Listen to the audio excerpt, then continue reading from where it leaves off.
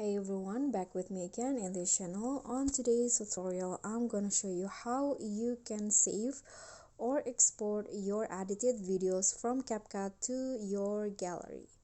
So here I've already finished my edits, and to save or export you just need to click on the arrow at the top right corner. But if you want to change like its resolution and also frame rate, you need to click on this box first.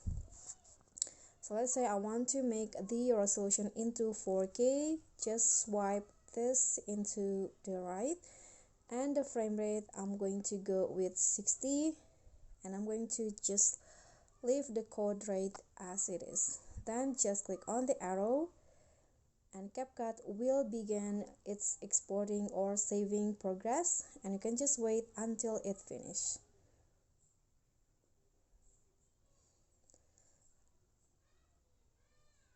Okay, so now the video has been saved to my device or gallery, so you can just find it on your gallery like this, and there you go, you'll find the video that you just saved. Okay everyone, so that's all from me. Don't forget to like, comment, subscribe, and also click on the subscribe and thanks button. Bye.